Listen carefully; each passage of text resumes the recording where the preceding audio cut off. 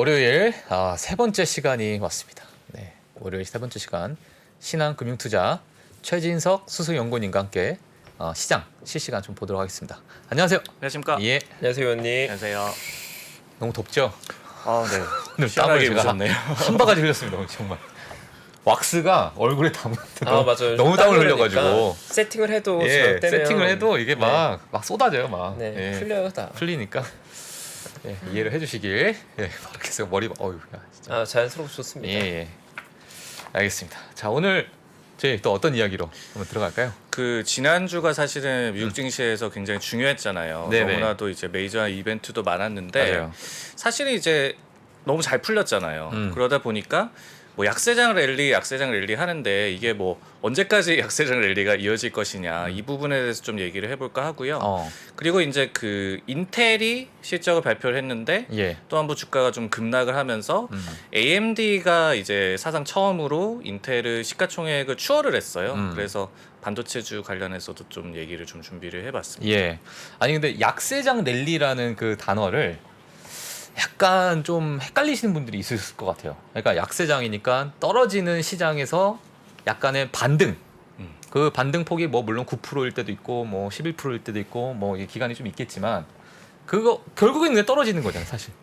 나중에는 그렇죠. 네. 그러니까 약세장이라는 거 앞에 이제 붙이고 그러니까 약세장 랠리라는 게 결국에는 야 떨어지고 있는데 그냥 반등이 나와 그 사이에서. 근데 큰 반등이 한 번씩 나올 거야. 뭐 이런 거잖아요, 사실은. 네, 뭐 나중에도 데이터로 말씀을 드리겠지만 예. 이제 약세장 랠리라는 거는 평균적으로 뭐 한 50일 정도 약세장 속에서 이제 반등이 나오는 거거든요. 예. 그래서 뭐 우리가 뭐 멜트업이라고도 얘기를 하고 뭐 멜트업은 물론 이제 상승장에서도 나오긴 하지만은 데드캣 바운스 뭐 다 같은 얘기예요. 그러니까요. 예. 근데 이제 중요한 거는 이게 막 200이 300이 갈 수도 있는 거예요. 왜냐면은 약세장에서 강세장으로 전환이 안 되면은 이거는 그냥 테크니컬리 약세장 랠리거든요. 예. 그래서 뭐 말씀해 주셨듯이 좀 애매한 구석도 있고 그래서 어떻게 우리가 좀 봐야 되고 지금 상황은 또 어떻게 좀 대입을 해야 되겠느냐 예. 이런 부분을 저도 좀 많이 생각을 해봤습니다. 다 지나고 나야 이제 이게 약세장 랠리인지 아니면 여기가 바닥이었는지를 볼 수 있는 거잖아요, 사실. 네. 예. 하여튼 잠깐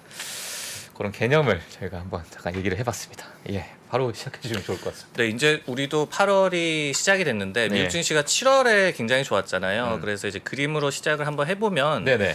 역대 7월에 S&P 500 지수가 상승률 상위를 보였던 그런 연도입니다. 근데 1932년, 1939년도에 굉장히 많이 올랐었고 바로 그 다음이 이제 지난 7월 그러니까 바로 전달이었습니다. 네네. 9.1% 상승을 하면서 1939년 이후에 최고의 7월을 보낸 S&P 500 지수다.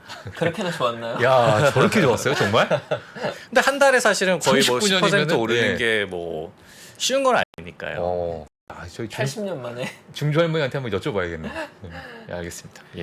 그리고 이제 역대 세 번째이기도 하고 어. 나스닥이 12.4% 상승을 또 했잖아요. 그러다 보니까 나스닥이 좀 더 아웃퍼폼하는 모습이 나왔고 서두에서도 말씀을 드렸지만 지난주가 사실 운명의 한 주였잖아요. 뭐 예. 빅테크 실적 발표도 다 몰려 있었고 뭐 FOMC도 있었고 물가지표 발표도 주 후반부에 있었고 근데 사실은 이제 잘 풀린 그런 케이스였다. 그리고 또 한 가지는 예. 7월이 이제 역사적으로 보더라도 월별로 좀 나눠봤을 때 증시에 그렇게 나쁜 달이 아니더라고요. 그러네요. 네, 야디니 리서치가 이제 1928년부터 집계를 해봤을 때 예. 1.7% 오르면서 사실은 12달 중에 가장 좋은 또 퍼포먼스를 보였던 게 7월이었습니다. 우리가 뭐 여름에 펀드 매니저, 트레이더들 휴가도 많이 가고 예. 뭐 거래량 한산해진다 이런 얘기들을 많이 하지만은 이 성적 자체는 그렇게 나쁘진 않았다.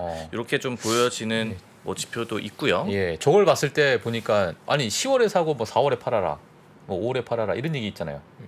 저거랑 전혀 다른 얘기 같은데요? 너무 좋은데? 예. 그래서 뭐 요새는 그런 게 뭐 무용지물이다 이런 얘기가 그러니까요. 나오기도 하고요. 근데 이제 지난주나 아니면 7월 달에 증시가 좋았던 이유를 우리가 살펴보면은 전체적으로는 연준이 이제 비둘기파 정책으로 좀 전환할 날이 다가오고 있다. 페드 네. 피봇이라는 말이 많이 나오잖아요. 그러다 보니까 시중금리도 많이 좀 하락을 하고 그러다 보니까 이제 또 시장 전반의 분위기가 좀 살아나고 있는 그런 모습인데 특히 이제 지난주에도 뭐 FOMC, PCE 지수 이런 것이 모두 다 좀 긍정적으로 해석이 됐지만은 네. 그 중에서도 빅테크의 실적이 어떤 좀 시장에 많은 힘을 주지 않았느냐. 또 이제 그림을 좀 보시면은 네. 지난주에 빅테크 뭐 5대장이 실적을 다 발표를 했고 특히 이제 애플, 아마존, 알파벳, 마이크로소프트, 뭐 메타는 최근에는 좀 의미가 많이 퇴색을 했으니까 네네. 빅테크 4대장이라고 좀 해 보면은 이 빅테크 4대장이 한 주에 동시에 실적을 발표했던 때가 뭐 그래도 몇 번 있었습니다. 근데 뭐 2015년 이후를 좀 살펴보자면은 네. 이들이 한 주간 동시에 실적을 발표했을 시에 주가 반응이 그렇게 좋지가 않았어요. 평균적으로 애플은 1.6% 하락을 했었고 아마존도 2.5% 하락했었고 예. 알파벳은 뭐 좋았지만 2% 상승에 그쳤는데 이번에 그러니까 지난주에는 애플이 2.4% 상승이 나왔고 아마존은 13% 급등이 나왔고 그리고 알파벳도 7.7% 급등, 마이크로소프트도 6.7% 급등을 하면서 예. 빅테크에 대한 실적 그 반응이 엄청났던 것이 그러니까 예년에 비해서도 굉장히 좋았던 것이 그리고 또 이들의 실적 발표가 한 주에 이렇게 집중돼 있었던 것이 지난주에 미국 증시 그리고 뭐 7월 후반부에 미국 증시의 분위기를 급격하게 좀 긍정적으로 만들었다 이렇게 예. 좀 볼 수가 있을 것 같습니다. 그 1분기 때 뭐 앞서서 제가 좀 말씀드렸지만은 1분기 때는 사실 괜찮게 나와도 가이던스도 좋다 해도 많이 떨어졌었는데 네. 이번에는 사실 뭐 약간 컨센서스에 뭐 부합하거나 조금 못 미치더라도 아유 그래도 뭐 잘 뭐 선방했네 이렇게 좀 의견이 있었어요. 심리가. 그 요인이 뭐라고 좀 보시나요? 뭐 요인은 한 세 가지 정도라고 예. 생각이 들어요. 왜냐하면 우리가 이번 2분기 어닝 시즌을 시작을 하면서 사실 이런 생각을 했었잖아요. 이번 어닝 시즌을 계기로 해가지고 네. 이익 추정치 하향 조정이 본격화될 것이고 뭐 그래서 시장의 바닥을 찾을 것이다 뭐 이런 얘기도 있었지만은 그만큼 이제 불안불안했다라는 얘기인데 네. 근데 뚜껑을 열어놓고 보니까 굉장히 좀 관대한 반응이 나오고 있다라는 얘기죠. 말씀해 주셨듯이 일단은 뭐 데이터를 먼저 좀 보시면은 네네. 실적 내용별로 주가 반응이 지난 5년 평균이 주황색 막대고요. 그리고 올해 2분기 어닝 시즌이 이제 파란색 막대인데 EPS가 컨센서스를 상회했을 때 평균적으로 1.7% 상승반이 나타났다. 근데 5년 평균이 1.4%니까 더 좋았고요. 그러네요. 매출이 상회했을 때도 더 좋은 반응이 나타났고 그리고 가이던스가 상향 조정이 됐을 때도 5년간 평균적으로는 3.6% 정도 상승 반응이 나타났는데 이번에는 4.5%나 이렇게 상승 반응이 나타났다. 이렇게 근데 좋은 실적에만 좋게 반응을 한 것이 아니라 예. 나쁜 실적에도 그래도 시장이 어떻게 보면 좀 많이 봐줬다 이런 것이 여기 데이터에 또 나오는데 예. EPS가 컨센서스를 하회했을 때 3.4% 5년 평균적으로 하락을 했었는데 이번에는 1.8% 정도로 낙폭이 굉장히 제한적이었고 네네. 가이던스 하향 같은 경우에도 5.6% 급락세가 원래는 5년 평균적으로 나왔었는데 2.6%밖에 하락하지가 않았습니다. 그래서 앞서서 말씀을 드렸듯이 한 세 가지 정도 요인이 있지 않을까. 첫 번째는 네, 세 가지. 예. 워낙 기대치가 낮았다. 기대치가 우리가 낮았다. 하도 안 좋다 그렇게 얘기를 하다 보니까 네. 어떻게 보면은 좀 관대하게 보는 분위기, 뭐 로어링 바 이런 얘기도 많이 월가에서는 하는데 예. 이런 게 결국은 좀 효과가 있었다라고 보여지고요. 두 번째로 어닝 시즌을 앞둔 지수 레벨이 그렇게 부담스럽지는 않았다. 우리가 뭐 여러 가지 뭐 지정학적 리스크도 그렇고 매크로 지표, 뭐 어닝 쇼크 이런 것들을 좀 맞닥뜨릴 때 그때의 주가 수준이 굉장히 중요하잖아요. 예. 근데 어떻게 보면 2분기 어닝 시즌 시작할 때 지수 레벨 자체가 그렇게 부담스럽지 않았기 때문에 무난한 실적에도 긍정적으로 충분히 반응할 만했다. 이렇게도 좀 보여지고 세 번째는 이제 전체적인 시장 분위기가 좋았으니까 네. 뭐 긴축이라든지 또 경기 침체에 대한 공포감이 좀 완화가 되면서 네. 시장 전반의 분위기가 좋다 보니까 그래도 실적을 보면서 좀 뭐 매수를 하려는 이런 심리가 강하다 보니까 네. 주가 반응도 나빴을 때도 간단하게 나타나고 뭐 네. 좋았을 때는 예년보다 더 좋게 나타나고 이런 좀 반응이 지금 2분기 어닝 시즌에 좀 벌어지고 있습니다. 예상 외로 어떻게 네. 보면은 예. 그러면은 사실 저희가 이제 궁금했던 게 이제 뭐 7월 달은 뭐 이런 이제 실적과 뭐 여러 지표를 조금 그래도 긍정적으로 좀 해석하면서 이렇게 나왔는데 지금 이제 세 가지 뭐 기대치가 좀 낮았고 지수 레벨 그리고 뭐 여러 이제 긴축이나 여러 이런 요인들에 의해서 그래도 어느 정도 좀 방어를 했다 이렇게 볼 수 있는데 이게 그러면 계속 어느 정도 좀 이어질 수 있는 그런 요인이 될까요? 어떻게 봐야 그래서 될까요? 이제 그 예. 부분이 사실 중요하겠죠. 이게 예. 만약에 약세장 랠리가 그래서 더 이어질 것이냐 아니면은 완전히 뭐 추세적으로 반등을 할 것이냐 네. 아니면은 약세장 랠리가 여기에서 좀 매조지가 될 것이냐. 그러니까요. 근데 전체적인 분위기는 약세장 랠리는 그래도 조금 더 지속이 될 수 있다. 지금 막판이긴 하지만 그렇지만 이제 추세적인 반등은 뭐 아직까지는 조금은 좀 경계를 가져야 된다. 뭐 저희 하우스 의견도 그렇고요. 뭐 예. 기사화가 다 된 내용이기 때문에 제가 뭐 언급을 하겠습니다. 그래서 뭐 그런 쪽으로 의견이 좀 모아지고 있는 것 같은데 네네. 그 부분에 대해서 좀 더 자세하게 그래서 말씀을 드릴게요. 네. 지금 보면은 우리가 6월 16일 날 미국 증시가 저점을 찍었다라고 얘기를 하고 있거든요. 뭐 6월 16일이요? 네, 그때가 그래서 뭐 바닥이었다라고도 얘기를 하고 있는데 그 저점 대비해서 S&P 500 지수가 한 몇 %% 정도 올랐을 것 같으세요? 지금 저점 대비 9%. 몇 프로? 12%. 네, 12.6% 올랐습니다. 정확하시네요. 그리고 나스닥이 16.4% 가까이 반등을 했는데 예. 참고로 나스닥은 작년 11월 19일이 고점이었는데 그때 대비해서 33%나 하락한 바가 있었어요. 예. 근데 만약에 이게 약세장 랠리라면은 뱅크 오브 아메리카 같은 경우에는 이렇게 얘기를 하고 있거든요. 지금 시장에 대해서 이거는 약세장 랠리에 아직까지 불과하다. 어떻게 보면은 연준의 정책 전환을 바라면서 시장에 잠시 좀 산소 공급을 좀 해주고 있는데 네. 정책 전환 아직까지 멀었다라고 얘기를 하고 있거든요. 그래서 만약에 이게 진짜 약세장 랠리에 불과하다면은 이제 끝물이기는 합니다. 역사적인 데이터에 좀 밀어보자면은 네. 예를 들면은 레드베이비스라는 그런 리서치 기관에서 분석한 바에 따르면은 과거의 약세장 랠리의 상승폭의 중간값이 저점 대비해서 11.5%였고요. 그리고 39일간 지속이 됐었습니다. 그리고 이제 또 1970년대 이후에 16차례의 미국 증시에서의 약세장 랠리를 또 집계를 해보면은 네. S&P 500 지수가 평균적으로 12.6% 올랐어요. 그리고 50일 정도 약세장 랠리가 펼쳐졌었습니다. 지금 상황과 거의 똑같죠. 그러다 보니까 여기에서 뭐 마무리가 되거나 아니면은 이제는 끝물이다. 조금 더 이어질 수는 있겠지만은 약세장 랠리가 활활 더 타오르는 거는 좀 기대하기는 힘들다라는 게 역사적 데이터를 봤을 때는 좀 이 보여지는 그런 추측이고요. 예. 물론 이제 1930년대에는 뭐 30% 이상 약세장 랠리가 좀 이어졌던 적도 있었고, 그리고 뭐 1978년도에서 1980년도 사이에서도 뭐 28% 정도 약세장 랠리에서도 상승폭이 커졌던 사례도 있기 때문에 뭐 간과할 수는 없겠지만은 예. 평균적으로 봤을 때는 지금이 거의 이제 끝물이다라는 쪽으로 일단 약세장 랠리라면 네. 그렇게 볼 수밖에 없을 것 같습니다. 이제 과거 일단 역사 통계로 봤을 때는 지금이 끝물이다. 그렇게 단정적으로 말씀하지 마세요. 그럴 끝났다. 가능성이 있다. 예, 끝났다. 좀 삐뚤어지신 것 같은데요. 오늘 썸네일 나오는 건가요? 아, 끝났다. 자, 진짜. 그러면 참 우울합니다. 예. 얼굴을 이쪽으로 예, 끝났습니다. 넣어주시면 예. 감사하겠습니다. 예, 알겠습니다. 자, 저희가 일단은 뭐 7월은 이제 끝났기 때문에 예, 계속 끝이라는 단어가 나오네요. 예. 저희가 이제 좀 기대를 좀 해봐야 될 것 같은데 제가 이제 또 종목으로 한번 들어가 보죠. 종목으로 바로 얘기를 해볼까요? 예, 시장에 대해서 조금 더 설명해 주실 게 있을까요? 시장에 대해서 뭐 좀 더 얘기할 게 있긴 한데 예, 해주세요. 뭐 그래서 이렇게 뭐 역사적 데이터를 봤을 때는 약세장 랠리라면은 네네. 끝물이다라고 말씀을 드렸잖아요. 그러면은 이게 그럼 약세장 랠리냐 아니면 추세적 반등이냐 그렇죠. 이 부분에 이거죠. 대해서도 말씀을 드려야 아주 중요한 겁니다. 되겠잖아요. 예, 예. 근데 이거는 뭐 사실은 우리가 뭐 예언을 할 수는 없는 것이고 예. 결국은 경기 침체가 얼마나 깊게 유지가 되느냐 그리고 매크로 불확실성이 얼마나 거치느냐 요 시나리오별로 결국은 또 따져볼 수밖에 없을 것 같습니다. 네. 모닝스타에서 관련해서 또 분석을 이 보고서를 냈더라고요. 그래서 참고를 해보면은 첫 번째로 올해 하반기에 침체가 발생했을 시에 그러니까 뭐 지금도 두 분기 연속으로 마이너스 성장 나오긴 했지만은 아직 침체는 아니다라고 얘기를 하고 있잖아요. 근데 레알 뭐 찐 침체가 나왔을 때는 증시가 10% 추가 하락할 수 있다라고 보고 있고요. 예. 왜냐하면은 이제 침체기의 약세장 같은 경우에는 평균적으로 15.3개월이 지속이 됐었고 그리고 35%가 빠졌기 때문에 더 빠질 수 있다라고 보는 그런 시각이 있고요.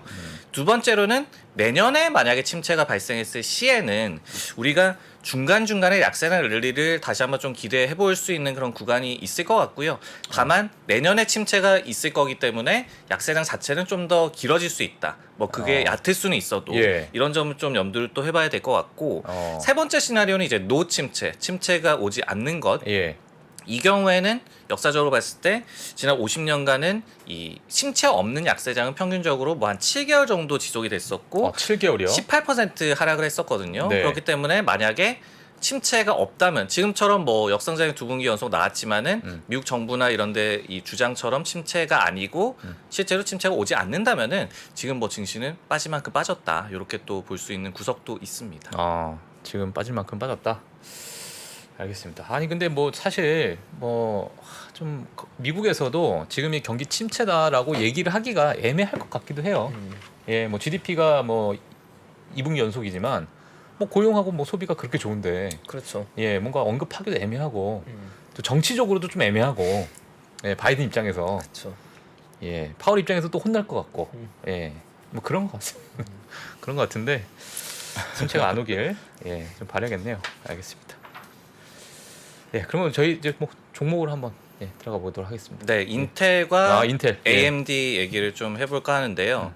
인텔이 이 지난주 금요일 날 아니면 목요일 날 장마감 이후였나 그때 실적을 발표하고 금요일 날 주가가 8% 급락을 했잖아요. 그러니까요. 먼저 실적부터 한번 보려고 합니다. 지금 그림을 한번 보시면은 예.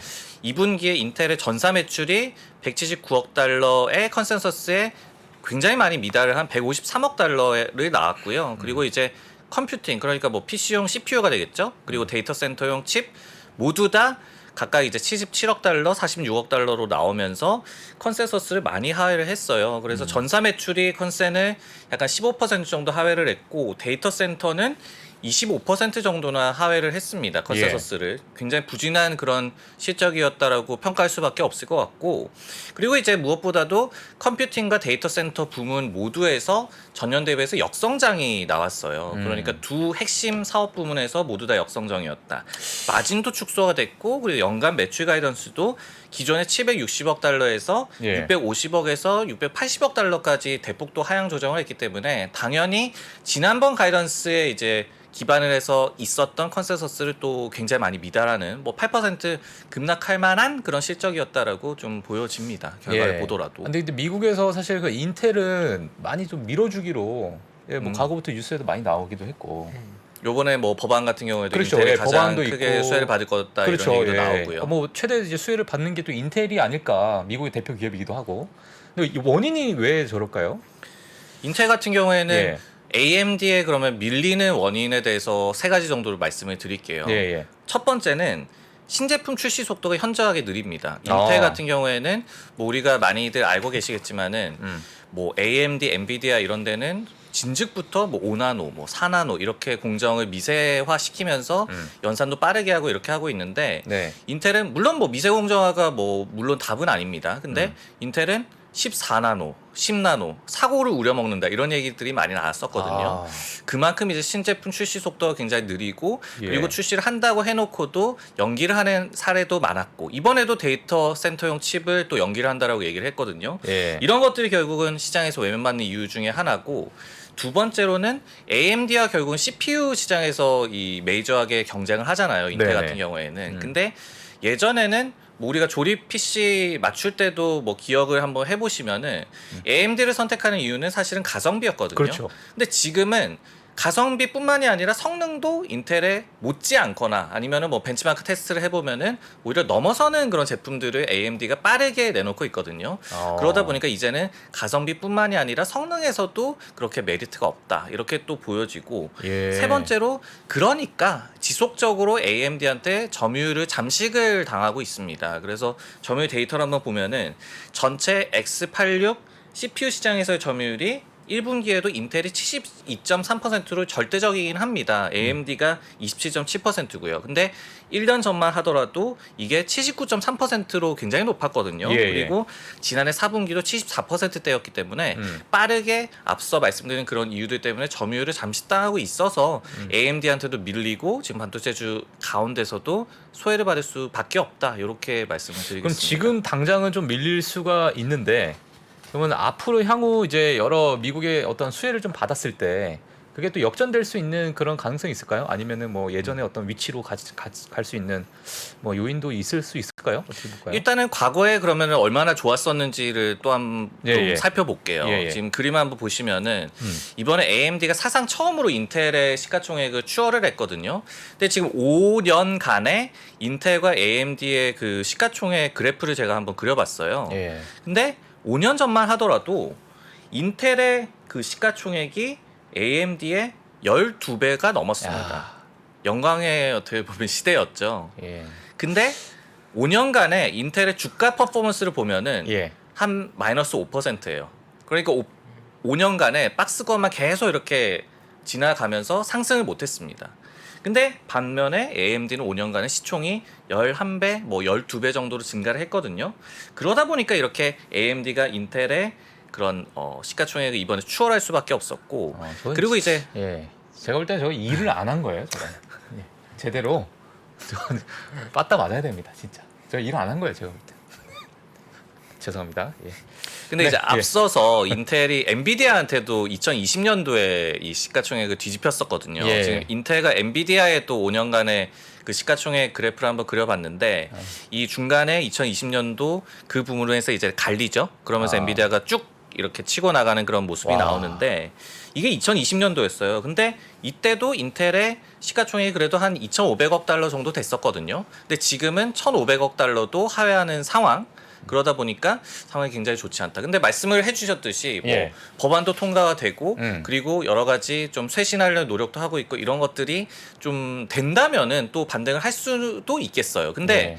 5년간의 지금 그래프를 보여드리는 것이 그 중간중간에 상승했던 구간이 없었던 게 아니었거든요. 네. 대표적으로 이번에 그 팻 게싱어 CEO가 처음에 부임을 한다라고 얘기했을 때도 단기적으로 튀었었고 예. 그리고 뭐 파운드리 사업을 다시 한번 또 주력으로 하겠다라고 얘기를 했을 때도 주가가 단기적으로 튀었었는데 어김없이 그러고 나서 예를 들어서 실적을 발표를 했는데 가이던스를 대폭 하향 조정을 한다든지 아니면은 또 한번 뭐 미세 공정화를 미룬다라고 발표를 한다든지 이렇게 좀 많이 미끄러지고 이런 또 구간이 있었기 때문에 사실은 뭐 기대감이 있을 수는 있겠지만 왜냐하면 워낙 많이 좀 빠져 있기 때문에 그것보다는 좀 더 뭐 신뢰도가 많이 떨어졌다 예. 이쪽으로 좀 더 무게가 실리는 것 같아요. 그러니까요. 제가 이제 좀 5년간 데이터를 봐도, 그러니까 뭐 14나노 아까 뭐 이제 사고를 우려먹을 정도로 저 긴 기간 동안에 지금 딴 데는 진짜 4나노, 5나노 이렇게 빨리빨리 치고 나가는데 저런 어떤 시대 흐름을 반영하지 못하는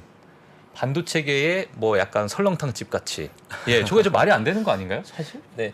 근데 이제 어떻게 봐야 되나? 네. 우리가 보고 있는 저 반도체 기업들의 패권 경쟁이 결국은 하이테크 기술 기업들이 트렌드가 변화했을 때 대응하지 못하면 어떻게 되는지 잘 보여주는 것 같고 이제 아마 우리 세대들이 PC를 조립할 때 기억해 보면 가장 비싼 부품이 CPU였던 게 당연한 시절이거든요. 예. 우리 때는 당연히 CPU가 메인이고 그래픽 카드만 한 15만 원 뭐 이 정도 느낌이었잖아요. PC 조립 뭐 150만 원 하면 CPU가 한 50만 원 정도고 뭐 그래픽 카드는 15만 20만 원이었는데 그게 최근에 트렌드가 바뀌면서 GPU 그래픽 카드가 예전보다 더 많은 연산을 하고 더 중요성을 따지면서 요즘은 컴퓨터 조립할 때 GPU 가격이 제일 비싸거든요. GPU가 120만 원, 80만 원 이렇게 하고 CPU보다 더 비싼 거죠. 근데 AMD는 CPU 시장과 GPU 시장, 그래픽 시장 양쪽을 다 가져간 거고 엔비디아는 그래픽 시장에서 압도적인 탑티어가 돼버린 거고 인텔은 기존의 강자였던 영역을 지켰는데 어떻게 보면 기존에 강했던 걸 지켜낸 거고 넓게 봤을 때는 새로운 트렌드 변화를 못 따라간 거다 보니까 못 따라갔다. 거기서 이제 운명이 갈려버린 거죠. 예. 네. 그러니까 사실 엔비디아와 인텔, AMD가 그 마켓을 가지고 경쟁했던 스토리를 보면 사실은 우리가 테크 계열 바라볼 때 어떤 관점으로 봐야 될지 많은 점을 시사하는 것 같고 인텔은 사실 지금에 와서 물론 AMD나 뭐 엔비디아에 비해서 잘했다고 말할 수는 없지만 인텔의 독보적인 시기가 정말 길었거든요. 네, 뭐 80년대, 90년대 인텔에 비하면 사실 AMD나 뭐 엔비디아 같은 회사는 뭐 중소기업도 안 되는 수준이었죠, 네네. 사실은. 예. 네, 그때 인텔의 제국을 생각하면 세월이 변하면서 산업의 트렌드 변화가 저런 지도를 만들어내는 거나가 우리한테 시사점을 많이 주는 것 같아요. 예. 그러면 제가 궁금한 게 하나 있습니다. 네. 예, 또 반도체 또 전문가시기 때문에 전문가는 아니지만 예. 좋아하죠, 반도체. 좋아하시니까 네. 만약에 인텔이 그럼 지금 다른 어떤 기업의 그 방향성과 어떤 기술력을 빠르게 회복을 한다면 그게 빠르게 또 치고 갈 수 있는 그런 분야인지 지금 네. 아니면 이게 이제는 늦었는지, 예, 어떻게 봐야 될까요? 결국은 GPU란 마켓에서 인텔은 여러 수를 늦게 진입한 거거든요. 그게 굉장히 뼈아픈 실수였던 것 같고 다만 인텔이 가지고 있는 전략의 강점은 이건 있겠죠.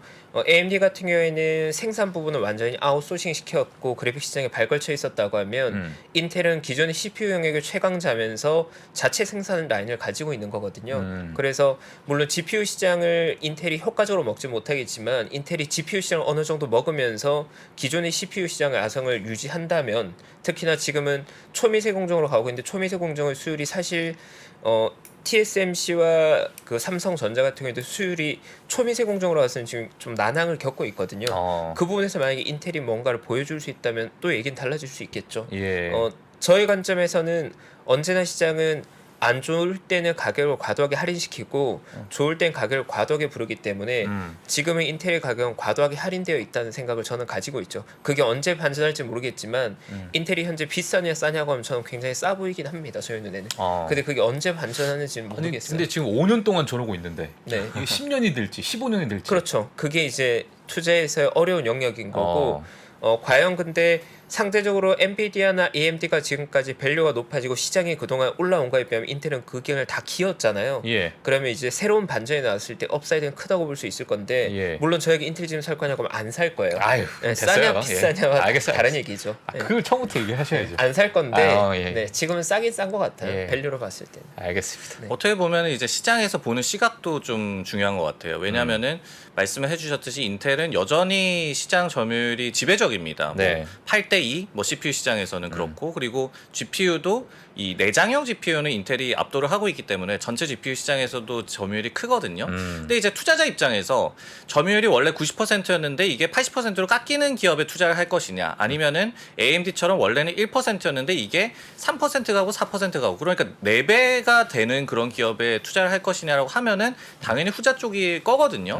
그래서 이제 그런 부분이 계속해서 좀 소외를 받아왔던 것 같고, 네. 그리고 앞으로를 봤을 때는 두 가지 정도가 해결이 돼야 될 것 같아요. 첫 번째는 네. 인텔이 파운드리를 강화를 하느냐 마느냐에 대해서 너무 왔다 갔다 하는 경향이 또 있었거든요. 왜냐면은 시장에서는, 그리고 투자자들은 아예 파운드리를 버리기를 바라왔었습니다. 예. 근데 그거를 안 하다가 최근에는 또 그거를 강화하겠다라고 얘기를 하고 있거든요. 근데 이런 부분이 뭐 정부의 지원 같은 거를 등에 업고 성공을 만약에 한다면 또 모르겠지만은 예. 지금까지는 그 자산 경량화, 그러니까 사업을 좀 몸집을 줄이는 데서 AMD에 또 밀렸었기 때문에, 아웃소싱 안 좋기 때문에 그 부분이 좀 문제였고, 네. 그리고 두 번째는 우리가 뭐 AI 반도체 많이 얘기를 하는데 그 중에서 GPU는 인텔이 강점을 갖고 있는 내장형이 아니고 외장형이어야지 성능이 좀 뛰어나고 그런 AI 반도체 시장에서 이 앞서 나갈 수 있는 거 아니겠습니까? 엔비디아가 장악을 하고 있는. 네네. 그래서 이 부분에서도 인텔도 외장형 GPU를 내놓는다고는 했는데 네. 여기에서 또 서프라이즈가 나와야지 뭐 우리의 또 인식도 바꿀 수 있지 않을까라는 생각이 듭니다. 예. 첩첩삼중이네요, 인텔은. 예. 뭔가 바뀌어야 될 것 같은데 이게 그 뭐 잠깐 바꾼다고 또 1, 2년 만에 되는 그런 부분이 아니잖아요, 사실. 근데 이제 인텔 모르겠어요. 주가로 봤을 때 5년간 평가하는데 저도 이제 말해가 좀 조심스러운 게 인텔은 여전히 세계 최고의 반도체 회사는 맞습니다. 그러니까 이게 인텔이 쇠락한 회사라고 이렇게 오해하면 안 되는 게 주가는 이제 기고 있지만 예. 여전히 기술력에서 세계 최고의 반도체 칩 회사예요. 네. 물론 GPU 영역에서 강자가 있고 CPU 영역에 강자가 있고 각각의 영역이 있지만 어쨌든 CPU 마켓을 70%를 석권하고 있는 기업이고 세계 최고의 기업이기 때문에 예. 이걸 이제 너무 주가로만 보고 주가 5년 평균세가 썩은 회사다 이렇게 표현할 수 없는 굉장히 예. 이제 반도체 업황 내에서는 굉장히 존재감 있는 회사이기 때문에 제가 계속 조심스러운 거예요. 네. 저도 투자는 안 하겠지만 회사로 봤을 때는 위대한 제국이었다. 제가 그 얘기 하려고 했어요. 네, 위대한 예. 제국이었다. 예, 챕하고는 인텔을 안 산다. 네, 좀 예. 약간 올드한 느낌이긴 하죠. 예, 하지만 아까 전에. 위대한 기업이었다. 위대한 기업이었다. 네, 지금도 위대한지 잘 모르겠다. 하지만 위대한 기업이었다. 그러니까 위대한 기본적인 기업이었다. 리스펙은 필요하다는 생각을 해요. 그래서 예. 조심스러운 거. 저는 인텔을 존경합니다. 투자는 하지 않지만. 네. 한때 제국이었죠. 저희가 그냥 수수하겠습니다. 이렇게. 뭐 연락이 옵니까? 그렇게 얘기를 하면 그건 아니지만 그 관리를 하시네요. 예, 저희 포텐에도 일부 있기 때문에 아, 네. 챕하고님이 이제 만렙이어가지고 이제 방송에 예, 알겠습니다. 종칠 자, 시간이 저희 왔네요, 종칠 그래서. 시간이 왔습니다. 예. 그래서 인텔은 안 사신다. 했던 챕하고님. 자, 가도록 하겠습니다. 네. 아, 됐습니다. 예. 자, 화면 한번 보도록 하겠습니다. 저희. 네, 오늘도 일단은 참신하네요. 저희가 네, 잠시만요. 자, 야후 바이낸스를 먼저 한번 체크를 한번 해보고요. 네, S&P 500은 마이너스 0.61%. 네, 이렇게 네, 하락을 하고 있는 상황이고요. 자, 다우도 0.38%, 나스닥도 0.63% 하락을 하고 있습니다. 뭐 저번 주에 이제 많이 좀 올라왔던 부분을 뭐 어느 정도 좀 뱉어내는 게 아닌가, 자, 이런 생각을 하고 있는데 아직은 너무 좀 낮기 때문에 예, 전체적인 맵을 한번 보시게 되면요. 에너지가 예, 그래도 좀 빠지는 모습을 보여주고 있고요. 테슬라가 괜찮습니다. 예, 테슬라가 아주 좋은 상황이고 우주가 갑자기 그러네요. 나가네요. 예, 보잉, 예, 보잉이 지금 4.51% 예, 상승을 하고 있는 모습이다. 항공 방산. 네, 이쪽이 지금 상당히 좋습니다. 예. 그리고 테슬라가 좋은 상황이고 전체적으로는 지금 약간의 좀 팥죽의 냄새가 예, 나고 있습니다. 예. 팥죽 별로 안 좋아하시잖아요. 예, 안 좋아하는데 네. 예, 팥죽의 냄새가 스물스물 나고 있다. 예, 이렇게 보시면 될 것 같고요. 자, 오른쪽에 이제 저 필수 소비재 부분도 조금씩 이제 녹색이 좀 이끼가 살짝 껴 있는 예, 그런 모습이고요. 예, 전체적으로 자 이런 시장의 흐름을 보이고 있다 보시면 될 것 같습니다. 뭐 아직 좀 지켜봐야겠죠. 아직은 지금 2분밖에 지나지 않았기 때문에 예, 조금 지켜봐야 될 것 같고요. 다시 한번 보게 되면 네, 예, 여전히 근데 뭐 그렇게 많이 빠지는 것 같진 않아요. 그죠? 지난주에 주간과 월간의 상승폭을 감안하면 사실 8월 스타트 치고는 그렇게 나쁘지 않다는 생각. 나쁘지 않다. 네. 예, 그리고 저는 여전히 이번 달에도 변동성이 좀 중요할 것 같은 게 S&P 500 선물 지수 변동성 같은 빅스 지수 같은 게 지난달 끝나면서 완전히 안정됐거든요. 네네. 그러니까 완전히 하향했기 때문에 그게 만약에 튀어오르지만 않으면 8월이 저 개인적으로 나쁘지 않은 장이 될 것 같다는 생각을 가지고 있습니다. 그러니까 사실 올해 연초 1월부터 7월까지 빅스 인덱스를 보면 빅스라는 지표를 봤던 사람들은 경악할 정도로 변동성이 굉장히 심했어요. 그러니까 빅스 기준으로 30포인트 넘는 구간이 계속 튀었거든요. 예, 예. 보통 한 뭐 3개월에 한 번 정도라면 이번엔 뭐 한 달에 한 번씩 아니 뭐 빅스가 인플레이션이 뭐 40 몇 년 만에 50 몇 년 만에 처음인데 그러니까 변동성이 어마무시한 예. 시장이었는데 하반기에 그 정도 변동성이 지속된 건 리만이 오는 게 아니라면 안 될 거라고 저는 보기 때문에 하반기에 어쨌든 상반기보다 좀 더 마음 편하지 않을까. 밀려도 좀 얌전하게 밀리고 오르더라도 차분히 오를 것 같은데 저는 개인적으로는 안정적으로 약간씩 올라가는 쪽으로 보고 있어서 예, 네. 일단 오늘 정도면 뭐 스타트로 나쁘진 않은 것 같아요. 예, 특별히 시장에 부담을 줄 만한 뉴스가 있어 보이지도 않네요. 예. 참, 진짜 얘는 계속 빠집니다. 메타는 뭐 계속 계속 빠져요. 피반으로 가고 있는 모습입니다. 진짜 안타깝네요. 그냥 어떻게 이렇게 빠지죠? 네. 뭐 이런 경우가 있습니까? 힘을 내세요. 예. 네, 제 손을 떠났습니다. 아이고 네. 진짜. 오늘 알겠습니다. 시장 어떻게 보신 거예요, 위원님? 느낌 어떠신 거예요? 맵 봤을 때? 사실은 이제 약세장 랠리냐 아니면 이게 뭐 강세장의 재개냐 이런 거를 판단하는 기준 중에 또 중요한 것이 그 랠리의 얕으냐 아니면 깊으냐잖아요. 아니면 넓이라고도 우리가 얘기를 하고 예. 즉 뭐 트렌드가 살아있는 종목의 비율이 어느 정도 되느냐 아니면 트렌드가 아직까지 죽어있는 종목들의 비율이 얼마나 되느냐인데 뭐 맵을 보니까 이런 그 좀 상승 곡선을 또 타는 기업군들 그러니까 계속 어느 섹터가 주도를 잠깐 했다가 다른 섹터 또 키 맞추기 올라오고 네, 뭐 이렇게 좀 번갈아 가면서 좀 올라가면서 음. 좀 그러면서 좀 랠리가 두터워지고 강세장의 재개 뭐 이렇게 아. 좀 갔으면 좋겠다 이런 또 예. 뭐 개인적인 소망도 있고 예, 예. 그리고 뭐 사실은 나쁘게만은 보지는 않는 것 같아요. 뭐 어. 외사 보고서를 보더라도 골드만에서도 우리가 뭐 티나 얘기를 하다가 주식에는 대안이 없다라고 얘기를 하다가 타라라고 좀 바뀌었었잖아요. 타라. 그 리즈너블한 대안들이 많다 사실은 주식보다는. 근데 골드만에서도 지금 뭐 인플레라든지 긴축이라든지 이렇게 뭐 극단적인 악재는 좀 거쳤기 때문에 그래서 이제 말씀해 주셨듯이 변동성도 조금은 이제 완화가 된 그런 모양새잖아요. 예. 그래서 다시 티나로 뭐 갈 수 있다 뭐 이렇게 얘기하는 또 의견도 있었기 때문에 뭐 이렇게 랠리에 좀 두께가 두터워지면서 좀 더 8월에도 좋게 뭐 흘러갔으면 좋겠다 이런 생각이 드네요. 맵을 또 보니까. 예, 알겠습니다.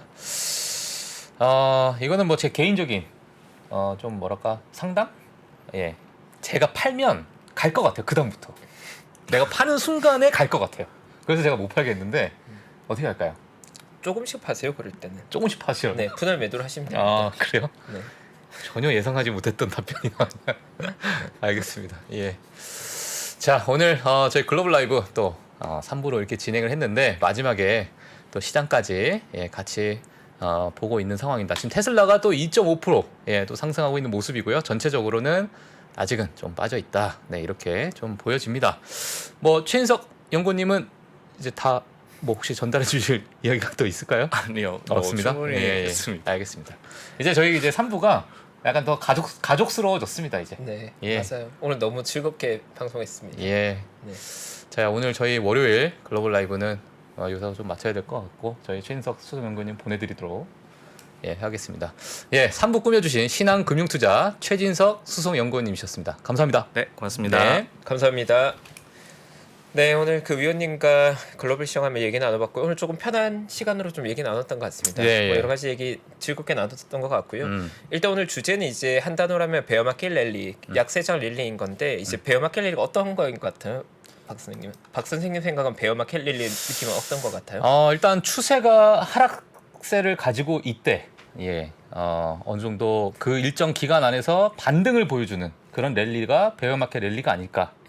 예, 네. 어떻게 봐야 될까요? 결국 이제 베어마켓 랠리라고 하면 추세적 하락 속에서 나오는 반등을 말하는 건데 실제로 시장에 참여하고 있는 저희 느낌에서는 사실 결국 베어마켓 랠리라는 건 중요한 건 전고점 상단이 제한되어 있는 게 포인트인 것 같거든요. 근데 우리가 이제 큰 틀에서 봤을 때 2021년 11월에 우리가 봤던 S&P 4,800 그리고 나스닥 고점 같은 경우에는 우리가 직관적으로 생각을 해봤을 때 첫 번째로는 시장에 매우 과도한 낙관이 반영되어 있었죠. 예를 들어서 PSR 40배 같은 우리가 역사적으로 본 적 없는 밸류에이션이 보편화되어 있었고 그리고 적자 보는 기업들 대부분이 주가 랠리가 나오는데 적자에 대해서 지적받지 않는 환경이었고요.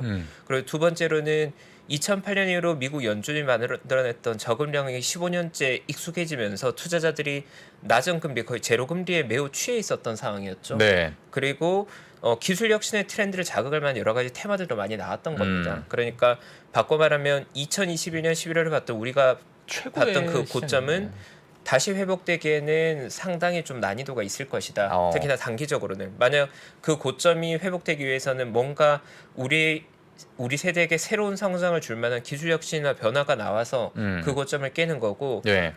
나스닥의 전고점을 회복하기까지는 생각보다 좀 많은 시간이 걸릴 수 있을 거다라고 보는 게 합리적이지 않을까 싶어요. 특히나 현재 금리 환경으로는. 그러면 전고점을 못 깨는 상태에서 반등이라고 하면 기본적으로 저는 베어마켓 랠리라고 정의하는 게 맞는 것 같고 다만 과거의 시장이 역사적 고점이 나오고 나서 계속 우하향했던 건 아니고 박스권 랠리가 나오는 경우도 많이 있었거든요. 그러니까 지금 이제 투자를 판단해야 된 건 전고점 벗기고 완전 랠리가 나오는 장에 대한 기대는 없을 거고요. 시장 다수로서는 소수는 뭐 그런 분들이 있을지 모르겠지만 일단은 잘 되면 횡보 국면으로 진입한 거고 안 좋으면 이제 완전 우하향하는 완전 내려가는 구간인데 네. 지금 이번 우리가 조정해 본 건 꽤나 깊은 조정이 진행이 됐고 그 조정이 깊었기 때문에 반등에 대해서도 기대감이 좀 있는 것 같아요.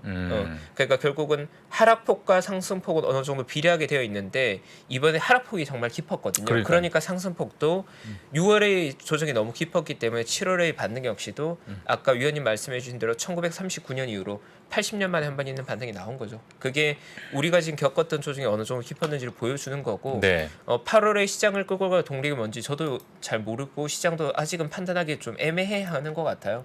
그래서 여전히 리스크 관리는 필요하다. 다만 상반기 우리를 괴롭혔던 이슈들, 시장을 내리눌렀던 압력들은 많이 풀려가고 있다 정도가 지금 보는 객관적인 뷰가 아닐까.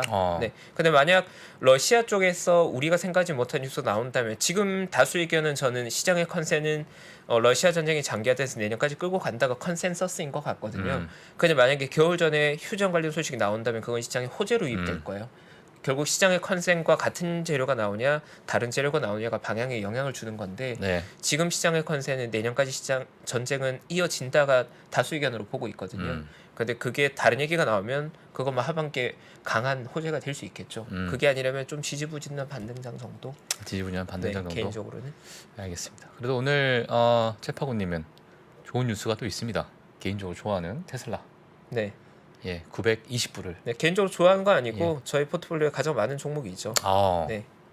개인적으로 좋아하진 않고요. 네, 저 표정 관리 잘 되고 있나요? 네, 잘 되고 있습니다. 포커페이스 유지하겠습니다. 예, 지금 920불을 돌파를 했습니다. 네. 예, 알겠습니다. 네, 저희 글로벌 라이브 월요일 글로벌 라이브 오늘 여기서 마치도록 하겠고요. 저희는 내일 9시에 또 좋은 시장을 가지고 또 찾아뵐 수 있도록 저희가 또 준비해서 뵙도록 하겠습니다. 오늘 여기서 마치도록 하겠습니다. 감사합니다. 감사합니다. 전자신문과 3프로TV가 투자에 대한 고민을 함께 나누는 자리를 마련했습니다. 향후 주식시장이 어떻게 될지 하락장에서 매매하는 방법과 그리고 부동산에 대해서도 함께 이야기해 보겠습니다. 자세한 사항은 3프로TV 영상 하단 유튜브 커뮤니티를 확인해 주세요.